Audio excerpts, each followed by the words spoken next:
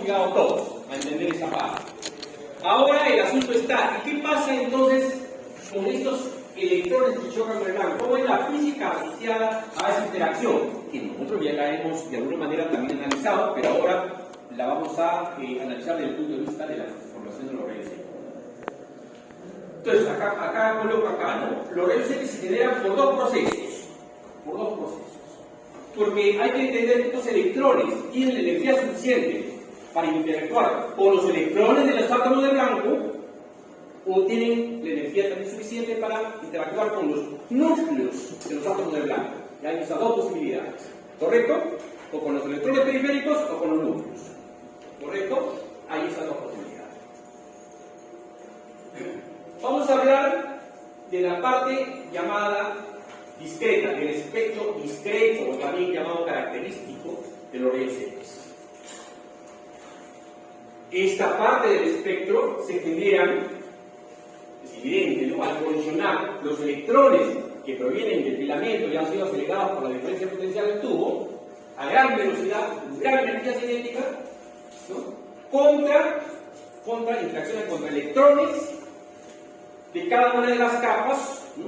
Según la probabilidad, según la acción eficaz correspondiente, con los electrones de la capa del átomo correspondiente, del blanco, arrancándolo, en algunos casos arrancándolo, sacándolo de su órbita y dejando una vacante.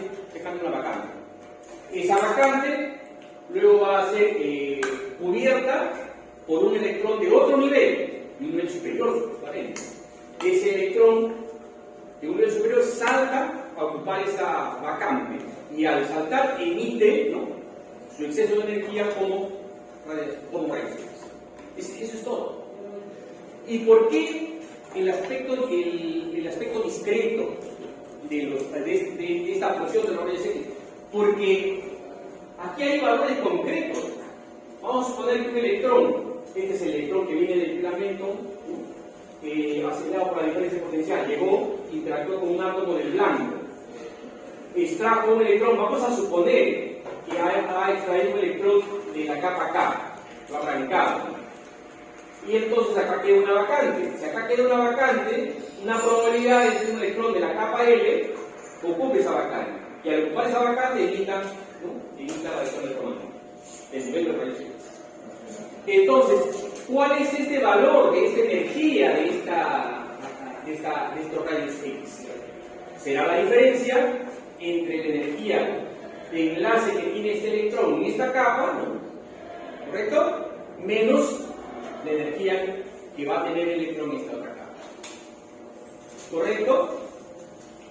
Igual también, se supone, bueno, acá dejó otra vacante, porque ese electrón ha pasado, ha saltado aquí, saltaba cuánticamente aquí, ha dejado una vacante. Entonces un electrón de la capa L puede entonces llenar, ¿no?, esa vacante dejada en la capa L, y también el exceso de energía es emitida como rayos X. Exactito, con un valor exacto entre la energía de enlace que tenía y la que va a tener. Exacto. Si es que, entonces, esquemáticamente, si es que la vacante es llenada por un electrón de la capa K, hay esa posibilidad, se denomina caso alfa. Caso alfa. Tiene un valor exacto, un valor discreto, exacto.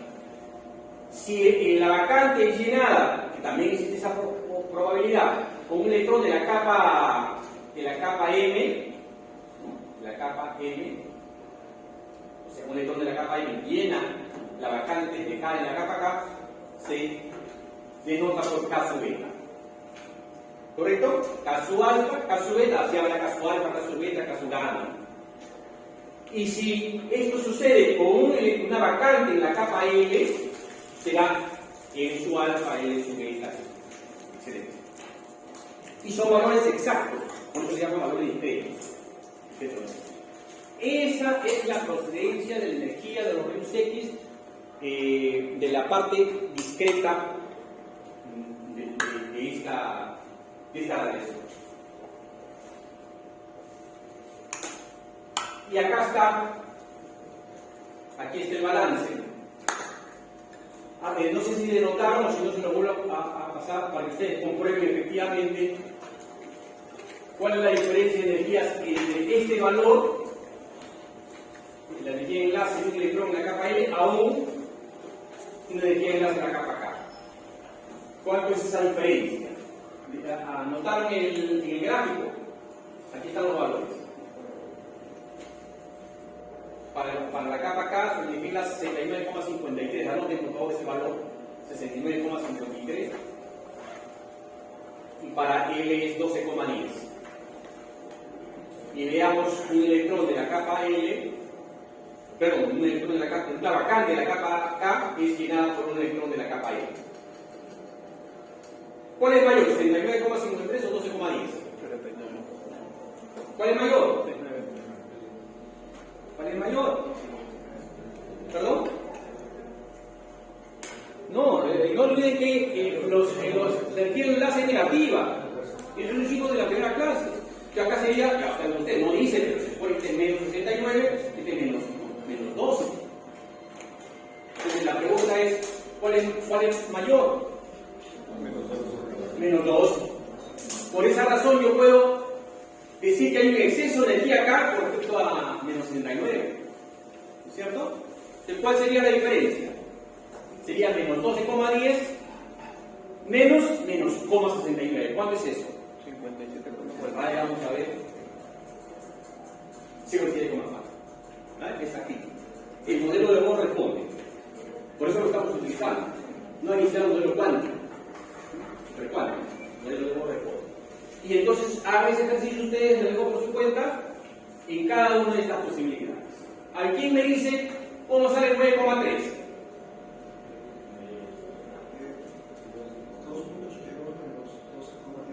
A ver, vamos a ver. Recuerden, el 9,3. 2,82. No. ¿Sí? Menos 2,82 menos 12,10 sale 8, ¿no? ¿Está bien? ¿Todos de acuerdo?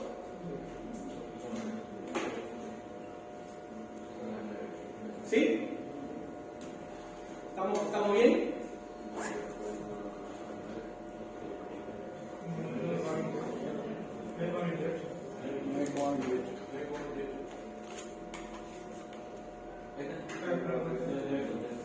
Correcto. ¿Te coincide? ¿Estamos bien entonces? Cumple. Entonces el modelo responde, ¿verdad? Entonces, de hecho, una preguntita esta viene en interrogación. Entonces, practiquen, por favor. ¿Verdad? Es sencillo, no hay nada complicado, pero tienen que simplemente interpretarlo y ejecutarlo. Esa es la famosa, es el famoso espectro discreto o característico de los rayos X. ¿Cuándo sucede eso? ¿El espectro discreto? ¿En qué caso? Cuando un electrón que viene del filamento interactúa ¿con qué? Con electrones de los átomos del blanco. ¿Correcto? Pero también hay la posibilidad de interactuar con el núcleo. ¿No es cierto? Hay esa posibilidad. Entonces vamos a analizar el aspecto, el otro aspecto. Acá está, así se le aplican el efecto discreto. ¿No? Son valores concretos asociados con un valor de energía. Y la otra posibilidad es que los rayos X se generan cuando al interactuar, otra vez, los electrones que provienen del filamento, la velocidad, la energía cinética y una diferencia potencial, interactúan con los núcleos de los átomos del material blanco. Con el núcleo. Y cuando interactúa con el núcleo, lo único que le hace es cambiar su velocidad. Y dependiendo cuán cercano, cuán cercano está al núcleo, entonces simplemente se va a producir mayor o menor frenamiento. Y cuando hay una desaceleración de la carga, se produce radiación electromagnética. ¿No es cierto? Eso se conoce. En ese caso se llama radiación de frenado. Radiación de frenado. Es un espectro continuo de rayos X. Ahí no son valores discretos, es un espectro continuo. En ese caso va a depender de que los electrones no interactúen con el núcleo dependiendo de su parámetro de impacto. Lo analizamos en algún momento que es su parámetro de impacto, la cercanía, en todo caso, que existe entre su trayectoria y el núcleo. Entonces, si la trayectoria es un poco lejana, entonces va a producirse una interacción, ¿no? Esa desaceleración produce un rayos X o un fotón de rayos X, se quiere, de baja energía, representada acá por su mayor longitud de onda en el esquema. Si está mucho más cerca del núcleo, hay mayor desviación, y en ese caso se produce un fotón de rayos X de moderada energía. Cuando interactúa fuertemente con el núcleo, hay un cambio drástico de la dirección y se va a producir, en ese caso, un fotón de alta energía. Entonces, hay todo un espectro continuo, ahí no hay valores exactos, sino todo un espectro de posibilidades de producción de rayos X. Pero y como vienen en cantidad, se producen también en cantidad. Y por eso es que nosotros tenemos este espectro continuo de rayos X. Continuo. Debido justamente y solamente a la desaceleración de los electrones y a la emisión de radiación electromagnética formada, creada. Y eso va a depender también, obviamente, de la energía de la energía cinética de los electrones. Y esa energía cinética va a depender de la diferencia potencial entre el cátodo y ánodo. Si yo le doy más energía, más kilovoltaje, mayor energía cinética, mayor interacción, mayor intensidad. 50 kV, 40 kV, 30 kV, 20 kV. Ahora, yo puedo también graficar a la intensidad respecto a la longitud de onda y sobreponer los dos espectros, ¿no? Porque al final yo recibo con un detector los dos espectros y puedo visualizar este continuo superpuesto a estos valores diferentes. Aquí está, por ejemplo, ya saben ustedes que es el caso alfa, pregunta teórica de examen. Es el caso alfa, ¿no? Es el caso beta, o el L, si hubiera un L sub alfa o un L sub beta. Valores concretos asociados a una cierta. Y acá está el continuo, de acuerdo al teórico. Radiación de frenado o radiación característica. Esa es la física de la radiación de los rayos X. Es suficiente como un modelo de Bohr. Modelo cuántico, de todas maneras modelo cuántico, pero es un modelo. Le decía yo que se puede graficar la intensidad en función de la longitud de onda, pero también se puede graficar en función de la energía. Van a encontrar en algunos textos este tipo de gráficos y este tipo de gráficos. Longitud de onda por energía, ya que inclusive están relacionados por esta ecuación. Ya también la conocen ustedes. Constante de Planck, velocidad de la luz, energía. Los valores discretos esquematizados, el continuo. Valores discretos esquematizados, continuo. O pasar de uno u otro grado en su interpretación también.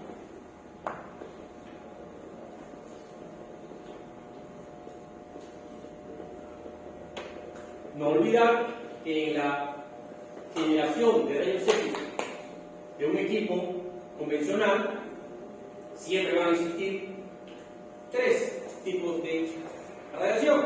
La primaria, la útil, la que se utiliza generalmente, en este caso para el diagnóstico, pero producto de la interacción de esa primaria con el paciente, con el colimador, ¿no? Con los accesorios, se produce radiación dispersa, que hay que tener en cuenta. Y la otra que hemos aprendido hoy es que desde el armatoste, a través de la carcasa, se podría recibir radiación de flujo. Entonces hay que considerar estas tres tipos de radiación generada en estos, ya en el equipo, en estos tubos de radiación.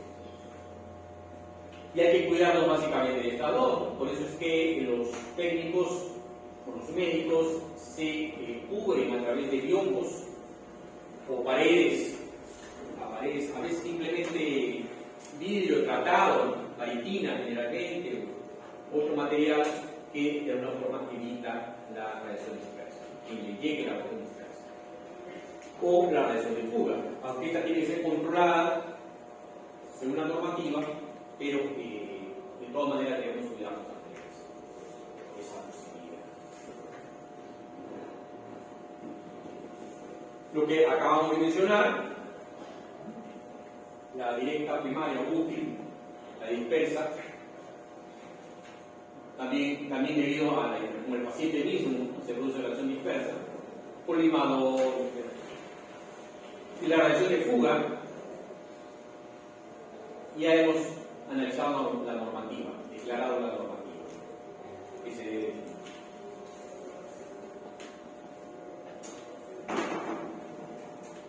Un equipo de rayos X presenta algunos tipos de filtración necesarios para el buen funcionamiento o en todo caso para la buena aplicación, para la aplicación útil de la de rayos X. A una se le llama inherente y a otra se le llama añadida. ¿Por qué inherente? Porque de todas maneras el aceite que está presente, el vidrio, en la ventana de salida, etcétera, etcétera, produce una filtración, obviamente también. Por más preparado que sea hecho acá el grosor del vidrio y toda la facilidad para que haya una ventana aquí, de todas maneras hay una filtración. Pero esa no puedo controlarla, esa existe. El fabricante la ha colocado por razón de diseño y ahí está presente, acostumbrarme a ella, la ha acondicionado para que no haya demasiada perturbación, pero lo que sí yo puedo agregar, o el fabricante le agrega y yo tengo que cuidar, es esta añadida, que puede ser con aluminio, generalmente es con aluminio, pero con un gruesor de aluminio. Por ejemplo, para voltajes menores de 70 kV se acostumbra un filtro añadido de 1,5 milímetros de aluminio. Y para voltajes mayores de 70 kV se acostumbra 2,5 milímetros de aluminio. Agregado, colocado acá, añadido.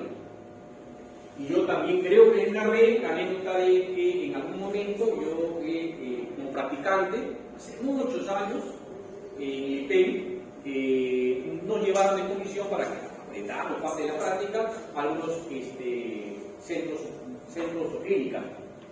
Yo no recuerdo si era el 2 de mayo, bueno, no importa el nombre, es un hospital. Llegamos y se hizo el control de calidad, bueno, los encargados, no era un espectador, simplemente un aprendiz. Y yo recuerdo muy bien las palabras del físico, en esa época era Vidarte García, físico del IP, con un técnico, ¿no? Y le preguntaba acerca del filtro que estaba aquí. Y yo el filtro, no, digo, la máquina, el libro le dicen así la máquina, ¿no? El equipo de X, ¿no? Estaba dando mal contraste y nos afectaba mucho, no teníamos buena resolución de las placas. Y nos dimos cuenta que le sacamos el filtro, que nos dimos cuenta que estaba mejor. Estaba mejor y luego tuvo una discusión porque aquí iban de parte de la autoridad técnica, ¿no? del IP, y le decían que, bueno, en conclusión, capacitación de su personal, porque ese filtro no se puede sacar, porque ese filtro, vale la redundancia, filtra la relación característica. Y que para una placa, ¿para qué necesitamos la radiación característica? Son picos de energía que hacen daño al paciente. Eso hay que filtrarlo, claro. Y si ustedes han visto también la distribución del continuo es un poco con el hombro hacia la izquierda. Con los filtros se consigue una mejor distribución. Se quitan o se evitan lo que se conoce como los rayos X blandos, que no contribuyen a una buena placa. ¿Para qué quiero eso? Eso daña al paciente. No tiene sentido. Y siempre recuerdo esa reunión. Objetivo, eliminar la radiación blanca hacia el paciente y disminuir la dosis del paciente. Eso es importante. ¿Y cómo se mide esto? Como ustedes pueden ver, ¿no? Se mide a través, o se evalúa a través de la capa reductora. el HDL, la capa vital, que nosotros hemos evaluado ya en el laboratorio inclusive, por lo menos en teoría se ha hablado al respecto. La capa reductora nos permite manifestar que nosotros estamos colocando ahí un filtro de aluminio que le da un valor reductor de tanto. Generalmente es así. En la capa reductora de tal valor. Y para que se tenga una idea de cómo se reduce la dosis en piel, se han hecho pruebas con un maniquí y se ha encontrado que con 0,5 milímetros de aluminio, una filtración de 0,5 milímetros, la exposición se reduce en 2.380 miliroentgen en estos valores, sin ninguna filtración, se reducen a 1.850. O sea, se reduce decrece en 22% la exposición en piel. Con un filtro de aluminio de 1 milímetro, se reduce a 1.270, el 47%. Claro que también tiene que ser evaluado, ¿no? Porque hasta qué punto se perjudica la imagen, ¿no? Entonces no puedo colocarle demasiada tampoco filtración, pero tampoco nula. Entonces, y se supone que los técnicos, los diseñadores, ya nos ofrecen valores de un filtro que han colocado ahí y que nosotros podríamos evaluar con fines experimentales simplemente, pero ya está establecido. Pero acá en esta tablita nos da a entender cómo es que efectivamente se reduce la dosis, la exposición, la exposición en piel. Prueba hecha en un maniquí. Entonces es importante entonces la presencia de esos fenómenos, no es por gusto. Dispositivos asociados al tubo de rayos X, el colimador es algo importante. El colimador siempre está presente en este tipo de equipos y de alguna manera limita el haz, ese ángulo sólido del haz, lo limita a lo necesario. Y si le agrego dispositivos adicionales como conos o estos cilindros, limito aún o puedo limitar aún más el haz hacia lo necesario. Aquí hay una idea de cómo es que influye la longitud del cono que yo le voy a agregar a la salida del tubo de rayos X, del aparato de rayos X, el tubo es este. Voy a agregar un cono con una longitud, y esa longitud cómo es que de alguna manera influye sobre el tamaño del campo. Este es el campo que llega al paciente. En este caso es un campo de exploración, ahí está un cono real de estos. Yo voy a trabajar con conos para algún tipo de equipos. Bueno, y otro aspecto importante, accesorio importante, son las famosas camillas. En este caso tiene esta característica, y en este caso estas otras características. Accesorios a un equipamiento de X actual. Los comandos que vienen de esta generación, yo he alcanzado a trabajar con esta generación. Luego pasamos a esta generación y ahora ya las hay completamente computarizadas y estos comandos colocados inclusive colgantes del techo, una serie de cosas en la actualidad. Con esto se manejaba KB, se seleccionaba KB y acá se veía la corriente y se veía el cambio.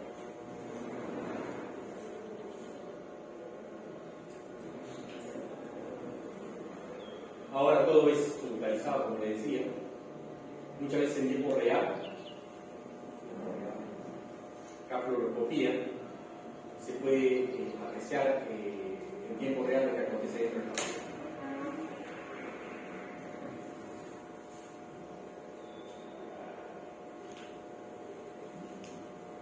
radiografías para, en este caso, para ayudar a un tratamiento de cáncer de próstata, semillas implantadas para cura del cáncer de próstata.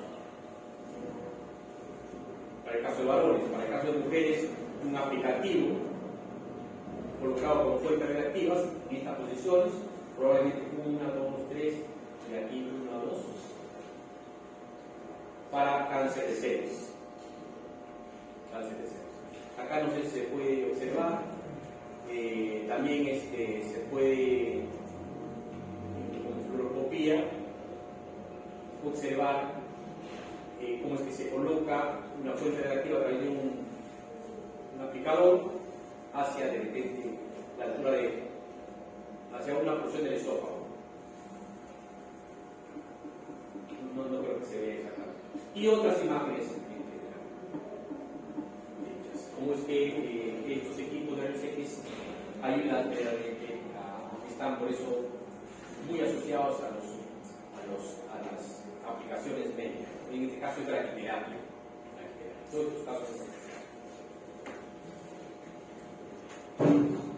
Y una pregunta, para la frase calificada yo voy a incorporar no solamente, bueno, no ahora, el día que debo voy a incorporar yo ejercicios con quema, con dosis absorbida y con exposición, pero también con dos cantidades físicas que ustedes ya han debido de definirla en su curso de profesor radiológico. Yo lo dejé para ese curso, que es dosis equivalente y dosis efectiva. Ya que se repasen esas dos. Aquí están los factores de ponderación para la dosis efectiva para cada uno de los órganos correspondientes, para el cuerpo entero.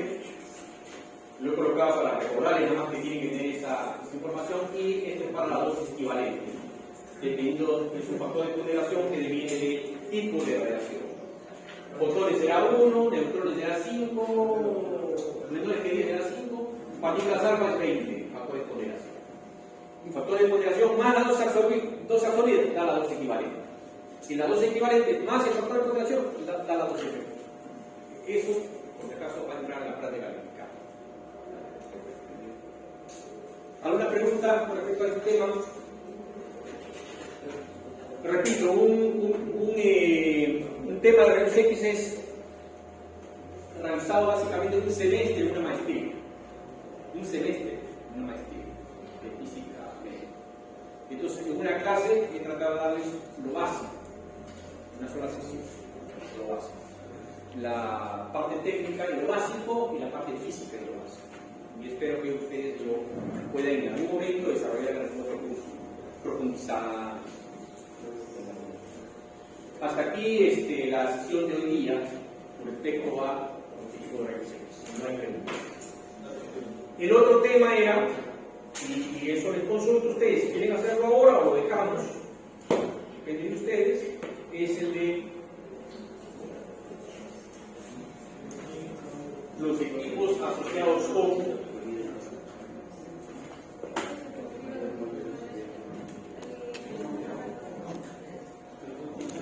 ¿Qué dijo al inicio? Al inicio dijo algo. equipo de teleterapia. Algo en la clase. Algo dijo. Y aquí entran No, equipos de una introducción Ya de está, rayos X, equipo de cobalto y aceleradores lineales. La siguiente sesión está asociada a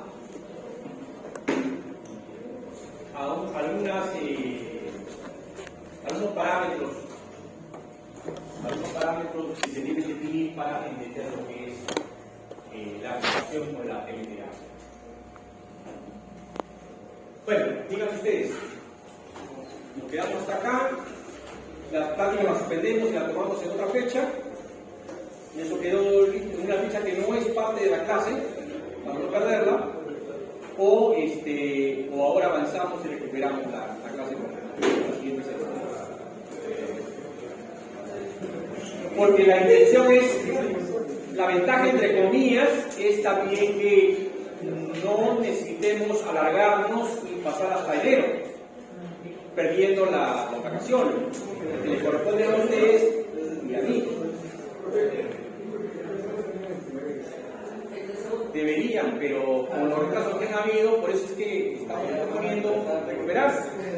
para nivelar.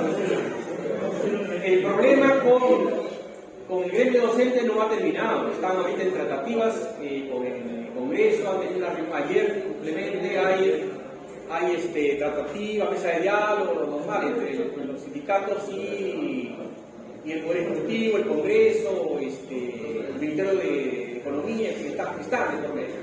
Pero algunos hemos decidido continuar porque hay algunos problemas internos que los cuales no tienen por qué comunicarles. Ustedes no tienen por qué saberlo, digamos, ¿no? Pero son asuntos internos a nivel de gremio, ¿no? Y algunos hemos decidido que no estamos de acuerdo para algunas cosas y hemos decidido continuar. Pero nosotros hemos cómo van a hacer la geometría. Coger unos 2 o 3 ejemplos del propio Penélope con una geometría que ellos mismos han hecho que es fácil, básica, y tratar de interpretarla, visualizarla e interpretarla. Y luego ustedes deben hacer su propia geometría. Se les pide algo sencillo, nada más. De repente un paralelepípedo de agua de 40 por 40 por 40 colocado debajo de un haz, para que luego lo irradien con fotones de 6 de energía y encuentren la distribución de energía debajo de ese campo. Ya con eso, yo me siento, digamos, satisfecho que si alguno quiere utilizar eso para algún trabajo adicional, lo va a poder hacer, porque quiere profundizar eso mismo que se ha hecho. Lo mejorará con otra geometría, con otro tipo de energía. En mi caso, yo quiero con fotones, que pueden trabajar con electrones, con positrones, o sea, pero ya tienen la base de un simulador, una simulación importante que es genial. Eso lo podemos hacer, sí, efectivamente, visualmente. Repito, es un agregado.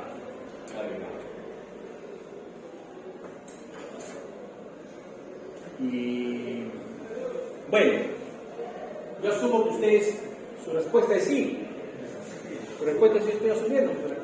Vamos a avanzar hasta cuando ustedes se cansen y me digan, profesor, hasta ahí nomás. ¿Está bien? Vamos a avanzar hasta si resulta interesante a ustedes, se van a quedar un poco más, y si resulta muy bien, la siguiente clase. Entonces, empezamos con los equipos de teleterapia. Teleterapia es una técnica de tratamiento de cáncer. Fundamentalmente el cáncer, pues se trata también de otro tipo de enfermedad, pero es un tipo de tratamiento utilizando fuentes selladas. Y como dice su nombre, tele, ¿no? A cierta distancia, a gran distancia. ¿Cuánto es a gran distancia? Antes era 60 centímetros, luego fue 80, ahora es promedio de 1 metro. A 1 metro se coloca una fuente sellada, que puede ser una fuente natural con un isótopo radiactivo, o puede ser una fuente artificial con un equipo, con un acelerador lineal. Se irradia al paciente con fines de control de la neoplasia, del tumor, de la enfermedad. Teleterapia.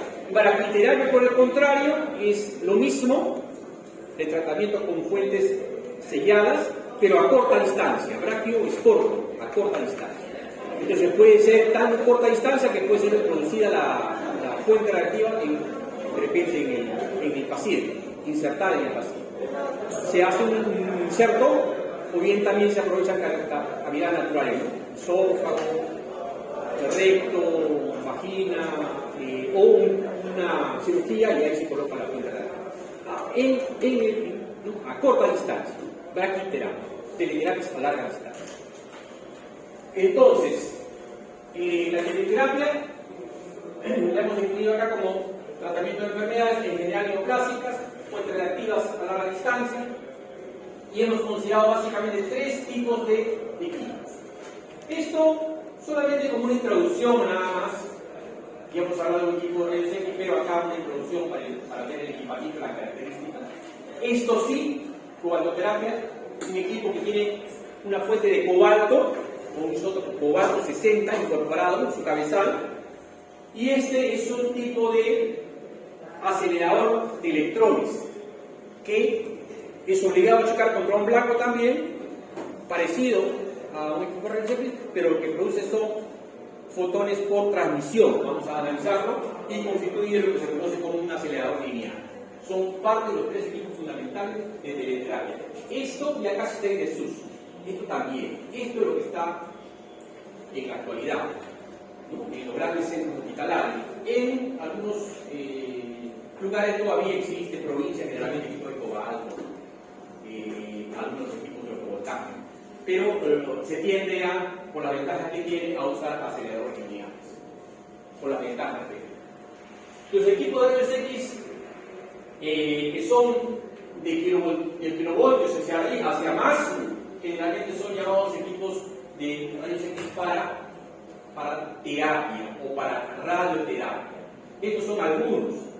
Los hay móviles, o los hay, en este caso móviles, se les denomina de fotovoltaje, originan altas dosis, se supone alta exposición, alta dosis sólida en la superficie de los tejidos, no son para aplicarse a profundidad, son solamente para tratamiento superficial, no son penetrantes y no se pueden tratar con tumores profundos, sino cáncer de piel podría tratarse.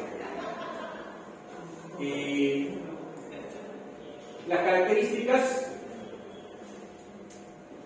los kilovoltaje aplicado para estas tres clases de aparato, 40-50 kilovoltios para unidad de contacto, para terapia superficial, digamos, entre 50 y 150, un poquito más de profundidad, unos milímetros de profundidad, fotovoltaje, entre 150 y 500 kilovoltios. Corrientes empleadas, corriente de filamento, 2 mA para este tipo de equipos, para este entre 5 y 8 mA, para este otro tipo de equipos de 10 a 20 mA. Filtros asociados, ya hemos hablado de los filtros, en los rayos X se utilizan estos niveles de filtros, 0,5 a 1 milímetro, 1 a 6 milímetros de aluminio, o valores de filtros de cobre, aluminio, etc. Cambio de reductora, se absorbe evaluar el tipo de rayos X a través de capas semiconductoras, con estos valores de contacto para superficiales de 1 a 8 milímetros de aluminio y de fotovoltaico 1 a 4 milímetros de cobre. Este tipo de equipos trabaja generalmente a 2 centímetros desde la fuente hasta la superficie, 15 a 20 centímetros y alrededor de 40 a 50 centímetros distancia fuente-superficie. Ahora va a entender lo que es distancia fuente-superficie en los siguientes casos. Vamos a quedarnos con este término acá nada más.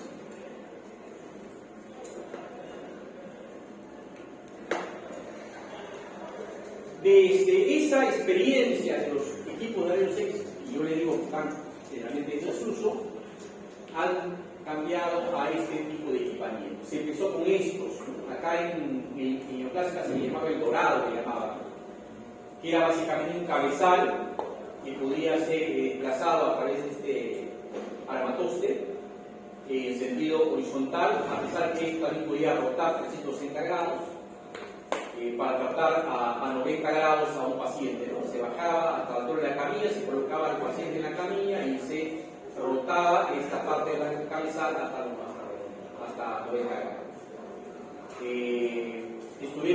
Han estado en uso casi 30 años, 35, 40 años, hasta que en muchos lugares del mundo empezó aquí a haber problemas con este equipamiento, ¿no? Había un desgaste de material que permitía que este cabezal cayese, drásticamente cayese, sobre el paciente, provocando accidentes. Llegó la información al INEM para que sacaran del uso este tipo de. Yo recuerdo esa fecha. Teníamos ya uno de estos equipos, un poco más completos, una unidad de cuartoterapia que le llamábamos, que es más antiguo, no trabajaba con este tipo de equipamiento, con este sí. Aquí se colocaba la fuente reactiva y esto podía ser tirado con mayor facilidad, ya eso no caía, no había la posibilidad de que caiga. Si se rotaba simplemente para tratamiento de 90 grados. Y se rotaba todo el ganglio que le llama alrededor de este. Y este era su sistema de difusión. Características. Estos equipos se utilizan básicamente para emisión de fotones. A pesar que el cobalto también emite electrones, pero eso se corta básicamente con filtros y se trabaja básicamente con fotones. Fotones de 1,25 MeV de energía, 1,25 promedio. Provocando esta turbina de superficie también, pero mucho menor que los equipos de fotovoltaica. No olviden que los equipos de fotovoltaica son equipos rayos X que entran a una cierta profundidad en el paciente, pero no es tan profunda su interacción, quedan a nivel de la superficie, a unos milímetros de la superficie, y entonces entregan mucha dosis absorbida en superficie, en piel. A pesar que yo quiero tratar un tumor que está de repente a 3 milímetros debajo de la superficie, pero en piel estoy entregando una alta dosis. Estos equipos de cobalto tienen una ventaja de que en superficie entregan mucho menor de energía. Y el máximo de dosis entregada es por debajo de la superficie. Medio centímetro por debajo es máxima dosis. A medio centímetro, estamos hablando de 5 milímetros. A 3 milímetros es menos, a 2 milímetros es menos, a 1 milímetro es menos. Esa es la ventaja. Entonces, por eso dice que provocan una dosis absorbida en superficie mucho menor que los equipos de rayos X, ¿no? Llamados por ende son más penetrantes que esos equipos y son hechos de tal manera que pueden girar alrededor de un punto. Todo el cabezal puede girar alrededor de un punto llamado isocentro. Ahí por ese isocentro pasa un eje imaginario y este cabezal puede rotar alrededor de ese eje. Aquí está el esquema de un equipo de cuadroterapia. Este es el estatíbulo, digamos, el armatoste, nosotros le llamamos armatoste. Es el gantry, todo esta C es el gantry. El gantry está asociado con este cabezal, llamamos cabezal también. Aquí, en este centro del cabezal, está la fuente. Un cilindro, generalmente un cilindro, dentro del cual sale de 460. Este se le llama cabezal. Por acá está la ventana de salida de la radiación a través de colimadores. Y hacia el otro extremo, muchos años ha tenido un contrapeso que le permitía que el torque sea equilibrado, que la rotación también sea equilibrada, gira 360 grados, alrededor de este punto llamado isocentro. Este isocentro que está justamente en el centro de este colimador, pasa por la posición de la fuente con potencia encendida y el eje en el cual gira esta serie. También sería de filtro también, porque cuando esto está en posición 90 grados, el cabezal estaba a 90 grados y la radiación salía en ese sentido, y entonces este contrapeso amortiguaba la radiación para que no llegue al otro lado del cuarto, digamos, de tratamiento. Pero luego se controló mucho, los cuartos se hacían ya de paredes muy gruesas, de concreto, se sabía que por fuera ya había menos exposición, entonces ya se acortó esto al necesario para darle facilidad a la cabina. En algunos casos el contrapeso es corto, con el tiempo mejoró. Aquí está la fuente. Y el cabezal tiene esta característica, ¿no? En la parte interna, vemos aquí está la fuente, en condiciones de off, de apagado, completamente blindado. Plomo, uranio empobrecido, materiales de blindaje. Acá está la fuente pequeñita, acá, un cilindro. Y en el momento que yo enciendo el equipo, la fuente que está en esta posición pasa a esta posición, ¿no? Justo en el centro de la ventana de radiación. Aquí está la salida de láser. Y acá hay toda una serie de, digamos, colimadores, algunos fijos y algunos móviles, que le permiten, ¿no?, dar un campo, una especie de ángulo sólido, ¿no?, de radiación. Por supuesto, yo no veo la radiación, ustedes saben que no se ve, entonces, por esa razón es que se coloca, cuando está en posición de apagado, la fuente aquí en posición de apagado, aquí está asociada con una varilla, aquí un foco de luz. Y ese foco de luz Cuando yo hago un pre-encendido, se enciende el foco y lo que yo veo es un haz luminoso con el cual puedo preparar al paciente. Lo coloco al paciente debajo de ese haz y yo simulo que ese haz luminoso es el haz de radiación. Entonces yo creo la ventana, es una ventana de repente de 2 por 3 centímetros, ¿no? A una cierta profundidad, acomodo todo esto, y cuando ya estoy listo, entonces prendo el equipo, después del pre-encendido, lo enciendo el equipo, la llave la giro, y esta fuente pasa a esta posición, en la posición donde está el foco luminoso. El foco luminoso quedará por acá. Entonces, esta fuente pasa. De tal manera que si yo he hecho preparativos con el gas luminoso, va a tener la misma cara que está diseñado para que tenga la misma características que la fuente de radiación. Entonces, simplemente ahora encendido y cerrar. Y el campo de tratamiento en el paciente va a ser lo mismo que con el luminoso. Claro, por supuesto, yo tengo que hacer muchas pruebas de control de calidad con el haz luminoso, porque si no consigue el haz luminoso con el haz de radiación, estamos afectando al paciente. Yo puedo estar enfocando acá el haz luminoso en un tratamiento de cabeza, y cuando enciendo el equipo está apuntando acá. Está dañando. Entonces yo tengo que hacer pruebas, cantidad de pruebas.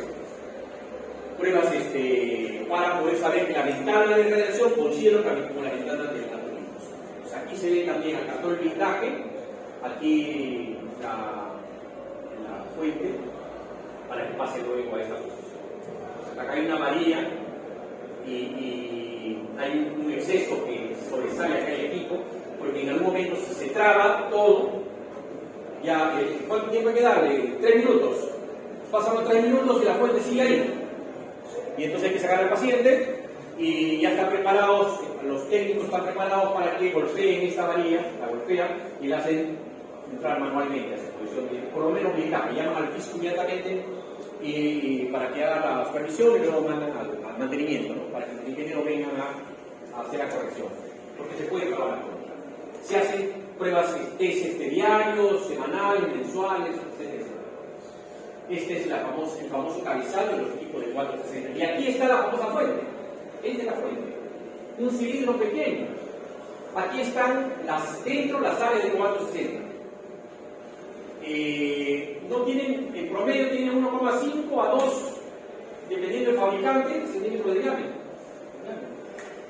Y aquí están las áreas de 460. Por supuesto, está en un container, ¿no? Pero muy encapsulado, ¿no? Un metal acá, metal duro, aquí esta rosca que va, se pone el equipo, ¿no? Estos dientes están acá. La radiación sale por esta ventana, que tampoco es una ventana completamente abierta, sino que le damos la posibilidad, ¿no? El material ya de blindaje grueso ya no está acá, ¿no? Por acá va a salir la rosca. Aquí está la sal, el material aquí. Y ese es la fuente 460 colocada en el cabezal del equipo de 460. Por supuesto, ustedes saben que yo apago el equipo y sigue irradiándose, ¿no es cierto? Está blindado, pero la fuente, la actividad permanece. Durante 5,26 años de periodo de integración sigue emitiendo. A los 5,26 años de cada mitad, puedo todavía tratar al paciente, pero ya deben estar pensando en cambiar la fuente.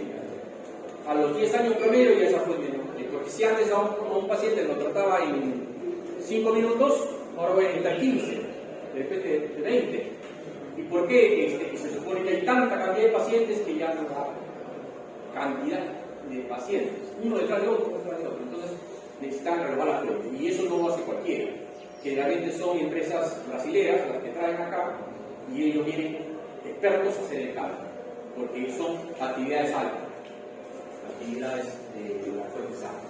Y acá podría haber el problema de derrame, ¿no? de material, contaminación.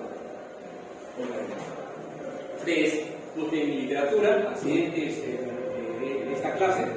Hay tomos así de accidentes en el mundo con este tipo de fuentes, ¿no? Estos equipos que alguna vez no trajeron una nueva y luego los colocaron ahí en un lugar, pasaron los años, lo llevaron más allá, lo vendieron como chatarra, el chatarrero lo partió, vio esta cosita que brillaba, lo partió y polvito de colores de tipo fluorescente, se contaminó todo un lugar, se contaminó mucha gente. Y esos accidentes son cantidad. Entonces, supuestamente no sería normativa. En nuestro caso, la Autoridad Técnica Nacional debe controlar, debe hacer un inventario nacional y saber quiénes tienen y quiénes no. Si la de baja tiene que comunicar. Toda una normativa que se debe cumplir, si cumple ya no es problema. Esta es la fuente 460, el isótopo 460. No olviden que el isótopo 460 es 1000 de betas, pero no es importante. Esto generalmente se filtra. Lo importante son los gamas. Un gamma de 1,17 net y otro gamma de 1,33. En cada desintegración, el núcleo padre del cobalto para pasar a 1060, que es el núcleo único, se emiten 2 fotones. Entonces, a diferencia de otros isótopos, el cobalto 60 emite 2 fotones en cada desintegración. No olviden eso. 2 fotones en cada desintegración. Uno de 1,17 y uno de 1,33. Como están cercanos 1,17 a 1,33, entonces los físicos han hecho cálculos y ven que no es muy grande el error si ellos sacan el promedio. El promedio de 1,17 y 1,33 es 1,25. Entonces el físico asume, por razones prácticas, por la necesidad de servicio, que en cada desintegración se miden 2 fotones de 1,25 metros. Y para los cálculos es suficiente, está dentro de los márgenes de error. Es aceptable. A nivel mundial, no acá. ¿Correcto? Entonces, eso se da. Acá está la posición off de la fuente, preparando la salida de la fuente, en su posición de blindaje, completamente blindado. Esto es un sistema electromecánico que lleva la fuente hasta esta posición.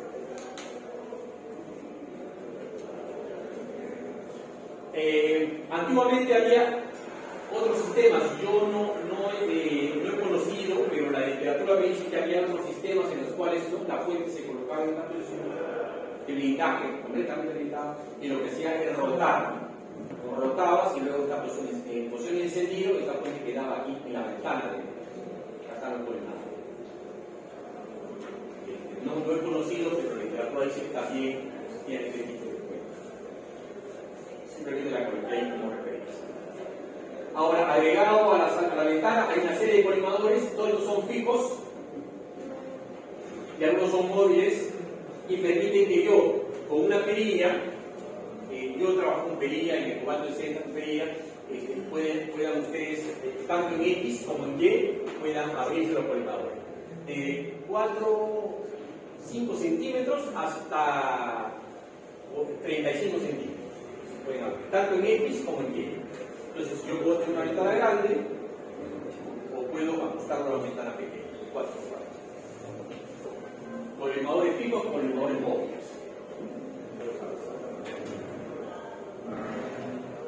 Teratron, como esto es trabajado, esto es lo que existe en la actualidad, mucho más modernos, controlada la camilla, consola de comandos, generalmente en la parte exterior, el cabezal, estructura de acero con blindaje de plomo, puede ser de plomo o uranio endurecido, le dije. La fuente estaba montada sobre una portafuente, control neumática, electromecánica, y el portafuente retorna automáticamente a la luz. En caso de falla, apagó, falta de luz, se regresa automáticamente a la corriente apagada. Hay un tiempo de tránsito que hay que calcularlo, hay que obtener ese valor para los cálculos finos. Tiempo de tránsito en que uno enciende el equipo y la fuente todavía está acá. Tiene que haber una fracción de segundo, depende de medio segundo o 3-4 segundos para que la fuente pase de esta posición a esta posición. ¿Ya? Entonces hay que tomar en cuenta, porque no es entonces exactamente 3 minutos, ¿no? 3 minutos menos 2 segundos, no de entrada de salida. Todos esos cálculos se tienen en cuenta. Como elemento de seguridad alternativo, posee un sistema de retracción manual de la fuente, lo que yo le decía. Una salida acá, el técnico está ya acostumbrado a golpear para que la fuente entre y no siga irradiando. En esta posición, por lo menos quede aquí, ya está blindada. Ya luego traen los expertos. brazo del cabezal con el contrapeso giratorio. Antiguamente con este contrapeso que también sería de atenuador, atenuaba casi el 99,9%, podía rotar 360 grados alrededor de este punto. Esta camilla también tenía la posibilidad de girar. La camilla podía girar, además del cabezal, que podía girar 360 grados, el cabezal solo. Además, todo el gancho podía girar 360 grados y el colimador también podía girar 360 grados. La camilla también podía desplazarse en X, en Y y en Z. Además, rotar alrededor de este punto y todo el sistema podía rotar también alrededor. Mucho grado de libertad y asociado. Mucho grado de libertad. Controles, algunos de emergencia, los rojos son de emergencia, que le dan cierta seguridad. Estos están dentro de, apenas uno ingresa por la puerta, ahí es un botón de emergencia. Si el paciente se levantó o se cayó de la camilla, inmediatamente el botón de emergencia y el personal va a tratar de. Acá hay un monitor visual y un monitor de audio también, está continuamente controlando al paciente, pero se distrae el técnico y la persona a veces se mueve en el tratamiento. Entonces hay controles ahí asociados, internos y externos también. Sala de comandos, consola de comandos, y en la actualidad ya conversar. Funciona con una llave de tipo carro, tipo auto. Sin la llave no se puede tener seguridad de soldado. Monitoreo, controles, cualquier cantidad de botones de pánico. Bueno, se lo dejo ahí para que lo vean. Y ahora la rotación interna tanto del cabezal como del gancho como de la camilla se hacen a través de controles que muchas veces o salen de la camilla o salen del techo, caen del techo. Yo pongo el control y ahí preparo la angulación y luego lo que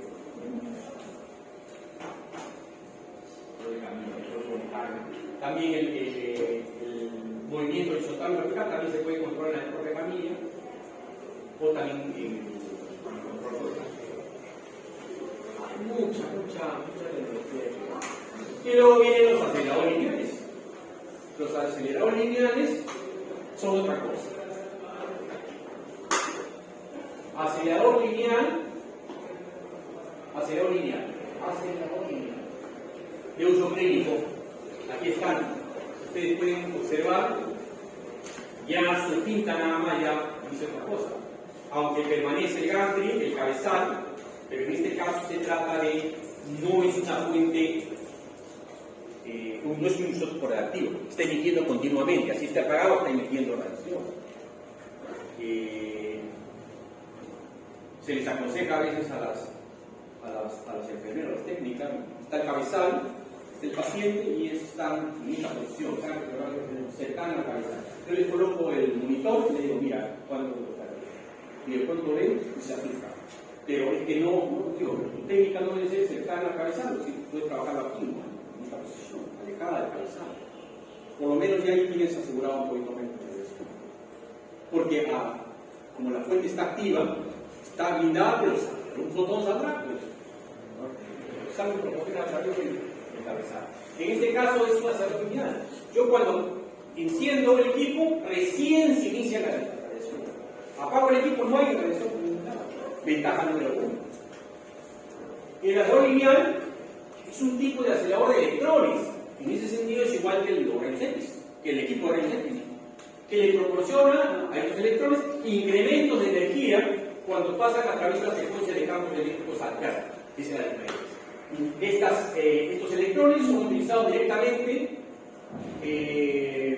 y obligados a colisionar en este caso, con un blanco que está justo interpuesto a la salida del haz de electrones, pero ya no por refracción como el tipo de rayos X, sino por transmisión. Atraviesa Los electrones atraviesan el material y en la interacción los rayos X salen del material, del blanco, hacia el otro lado. Van a ver ustedes ahora. ¿Y cuál es la física asociada? Vamos a tratar de entenderlo en el aspecto más básico, ¿va? Esto es lo más importante, ¿eh? El aspecto más básico. Asumamos un tubo vacío, para que no haya colisión de electrones con ningún átomo, ¿ya? Y vamos a asumir que yo voy a colocar acá dos placas, digamos cátodo o ánodo, si ustedes quieran, dos placas a una diferencia de potencial, ¿no? Negativo, positivo, digamos, ¿no? Positivo, negativo. Vamos a suponer que estos electrones han sido generados igualmente en un filamento. Por ejemplo, termodiónico, han salido, acá hay uno de ellos representado, y este electrón carga negativa. Voy a hacer por un momento que esta placa sea positiva, de tal manera que atraigo al electrón, porque esto me podría permitir, ¿no? Si el electrón está en esta posición, un milímetro después de esta posición, de este agujero, esto lo hago negativo y esto lo hago positivo. Y entonces el electrón es empujado rechazado por esta placa y atraído por esta otra placa. Hasta ahí de acuerdo, ¿verdad? Un electrón puede ser manejado así. Lo rechazo por una placa y lo atraigo por otra placa y lo estoy acelerando. Ya, ahora voy a colocar tres placas. De tal manera que cuando el electrón haya llegado a esta posición, con la velocidad que tiene, esté en esta posición, esta la convierto ahora, era positiva, la convierto en negativa, ¿no? Obligando al electrón a que en esa posición lo acelero más, ¿no? Obligándolo a esta que sería positiva, ¿no? Entonces he tratado de dar una alternancia a la polaridad de estas placas, de tal manera que obligo al electrón a que sea rechazado y atraído. Pero ¿para qué me meto con baterías cambiantes? Si yo puedo colocarle una voltaje alterno. Y si yo logro que una frecuencia determinada vaya positivo, negativo, pero sincronizo todo de tal manera que el electrón, cuando llegue a esta posición, esto sea negativo, esto positivo. Y cuando el electrón llega a esta posición, esto sea negativo, esto positivo. Lo estoy obligando a acelerar. Ese es el principio de un acelerador. Ese es el principio de un acelerador. Pero claro, aquí el esquema es con voltaje alterno. Pero ni aún así, este es un tubo de un acelerador lineal. Y a este tubo de un acelerador lineal, este es el tubo físico, aquí están las cavidades internas, no sé si pueden observar, pero las cavidades internas están ahí presentes. Yo voy a no voy a aplicarle un voltaje alterno, sino voy a entregarle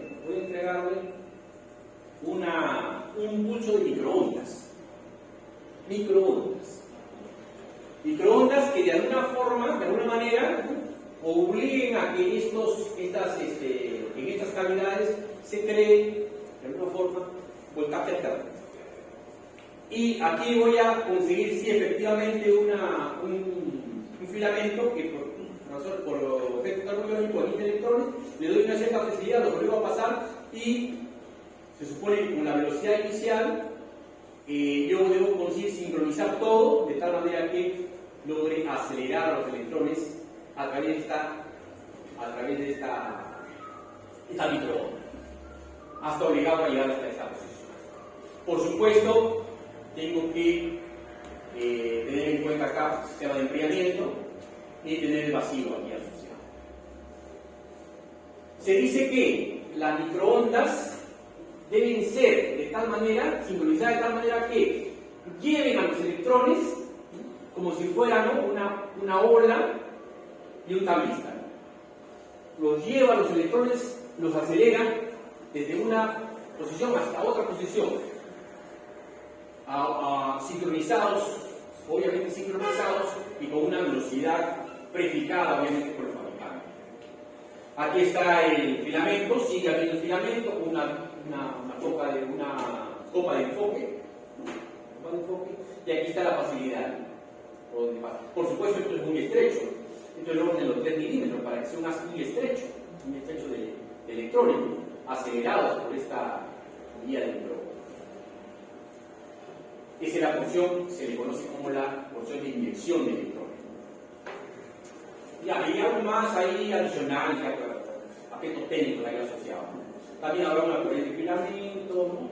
una copa de enfoque, ¿no? Es el cátodo, básicamente, y electrones que son de alguna manera emitidos acá, y obviamente a través de la diferencia potencial obligados a viajar.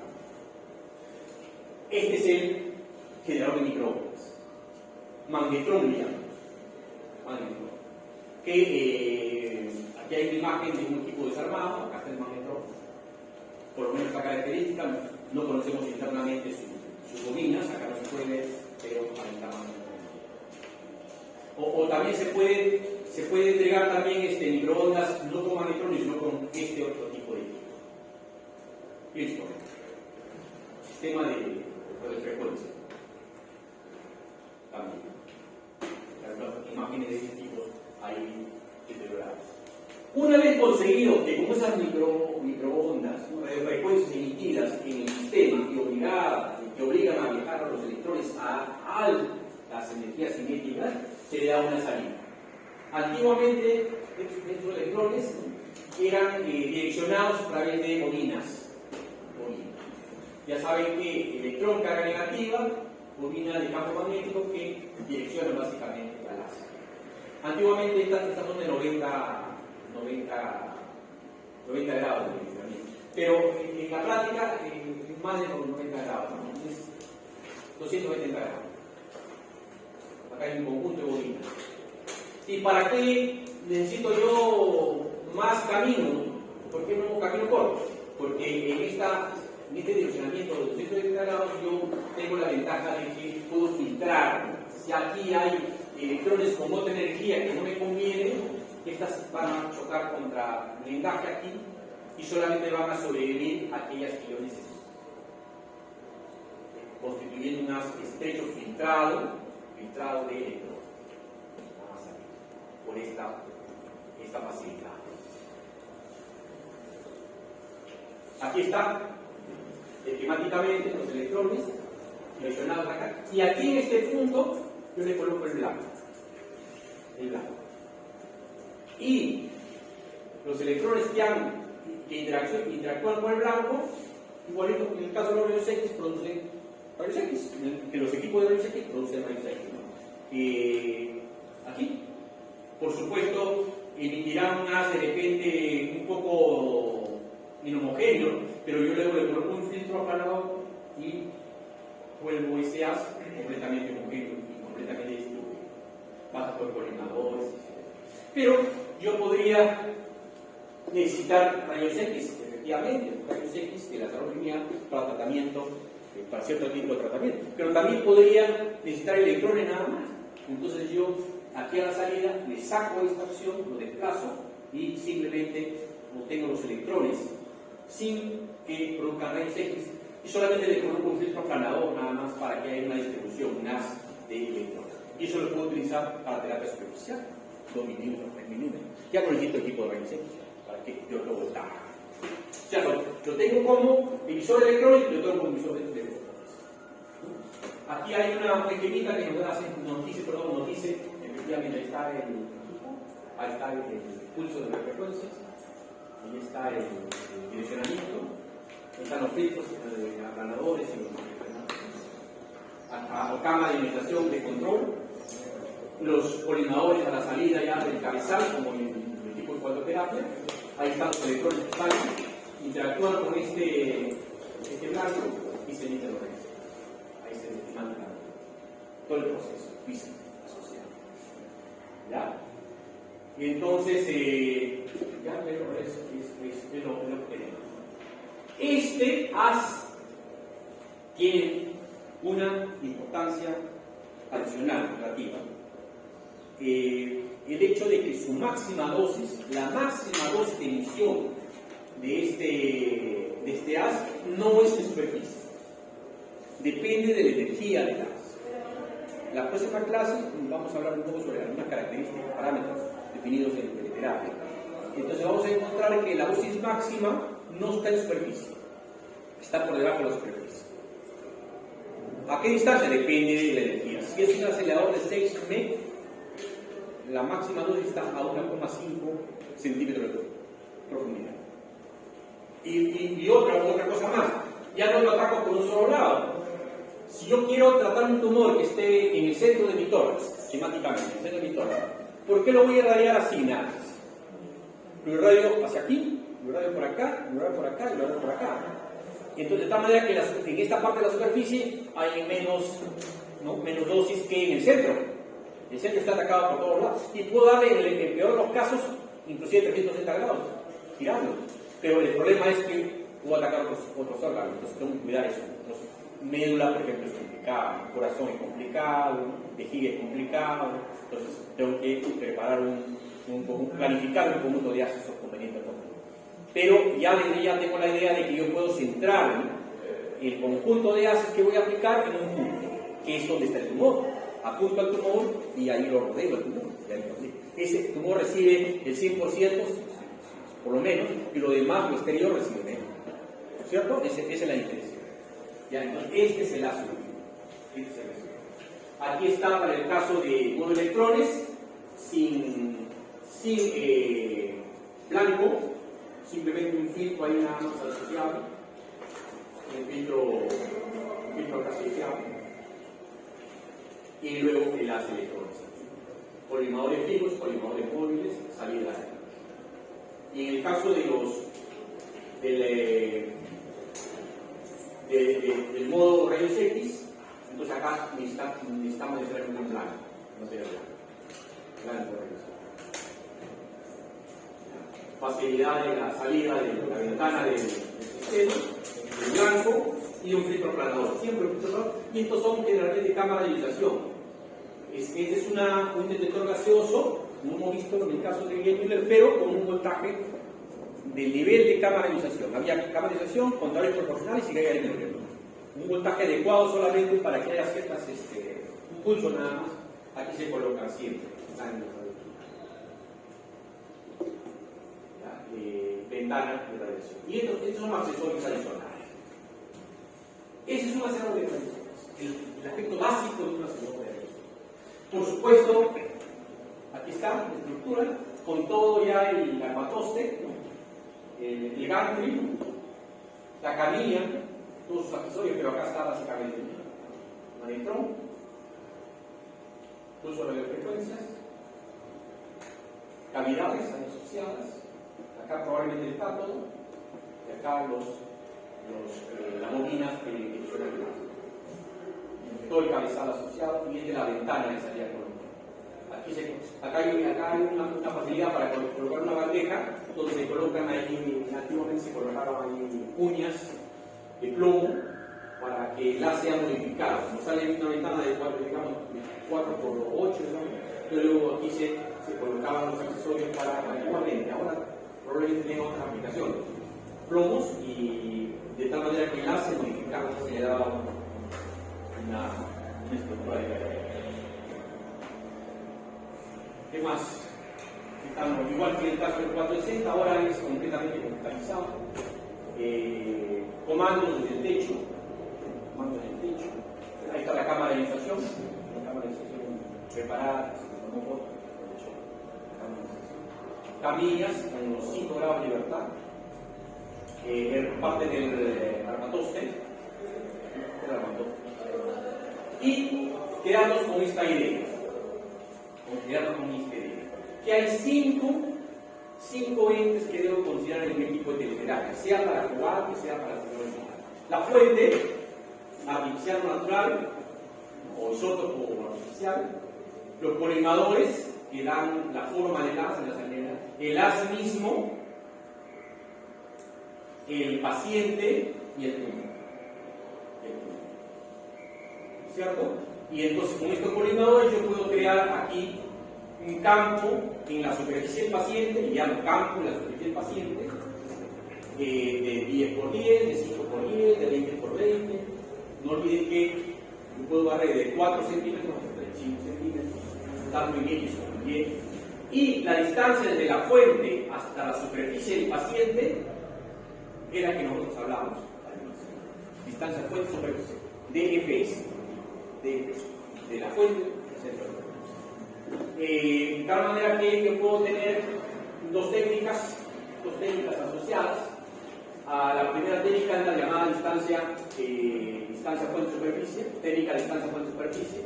Eso quiere decir que yo voy a programar al paciente, a pesar que el tumor está a una profundidad determinada, yo programo al paciente, le tomo radiografías, tomografías, yo haciendo un estudio al paciente, qué ancho tiene el paciente, qué largura tiene el tumor, y entonces yo lo irradio teniendo en cuenta la distancia de la fuente a la superficie. Distancia fuente a la superficie. Generalmente 1 metro. Y yo debo saber que mi propósito de radiación está a una profundidad determinada. Y también en la radiografía la mido. Yo sé que está, por ejemplo, a 5 centímetros de profundidad. Yo quiero darle a 5 centímetros de profundidad una dosis máxima. Entonces habrá un tamaño de campo, tanto en X como en Y, que es la intersección del haz con la superficie del paciente, aproximadamente, por supuesto. Tamaño de campo, habrá un SSD, una distancia fuente-superficie, y habrá una profundidad. Por supuesto, puede haber un tamaño de campo también a nivel del tumor, eso no. Que puedo medir el campo, aunque yo no puedo medir, por la radiografía depende. Por eso lo que yo puedo hacer es medir esto lo veo yo. Por encima del paciente, puedo verlo internamente, no, a no ser que lo haga también la radiografía. Pero en ese caso también habría, por lo menos, que considerar un tamaño de campo a nivel de la profundidad. Esa será una técnica distancia fuente-superficie, y habrá una técnica isocéntrica en la cual yo considero que el centro de rotación de mi colimador esté en el tumor. En ese caso, distancia fuente-eje le llamo. Distancia fuente-eje. Desde la fuente hasta el centro del tumor. Y yo puedo entonces en esta técnica rotar al cabezal para que me irradie, y aquí no me interesa la distancia fuente-superficie porque esta va a variar, porque depende de la posición del cabezal con respecto al paciente. Aquí en este caso la distancia fuente-superficie del paciente es menor, la que mayor, no me interesa. Me interesa que la distancia fuente-eje sea igual. Pero me permite lo que yo le decía, ¿no? Irradiarle por este lado, irradiarlo por este lado, irradiarlo por acá, de tal manera que me concentre en el tumor con poca dosis en la superficie, que es lo que pretendo. Yo creo que hasta ahí podemos avanzar hoy día.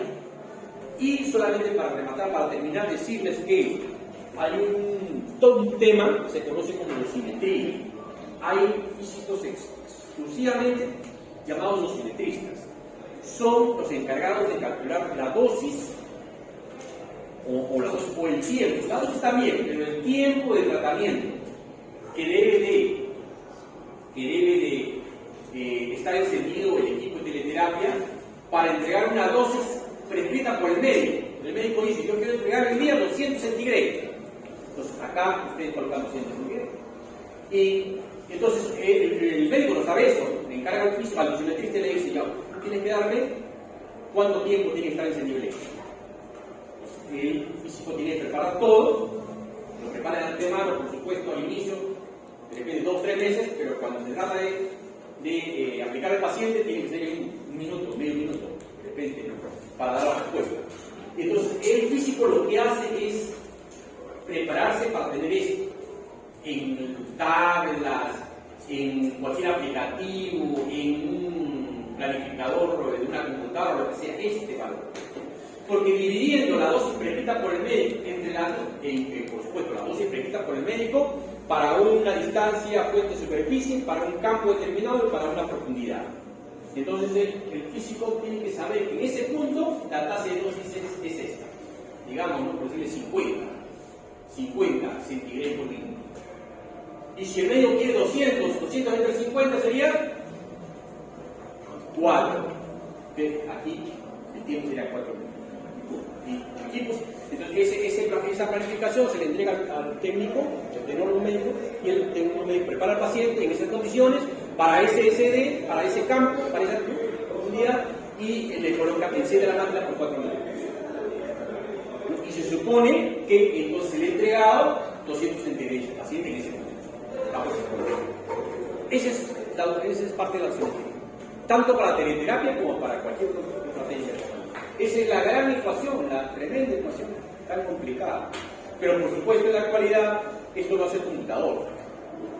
Y el computador no solamente calcula en un punto, el computador calcula en cuadritas y fabrica una curva de isodosis de igual dosis distribuida a la vuelta.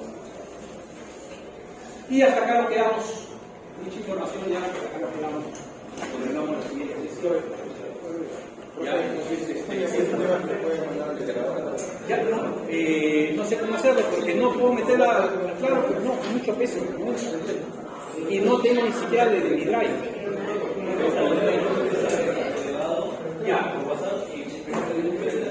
Ya, voy a tratar entonces. Y si no, ya vemos otra alternativa. Ya, voy a tratar.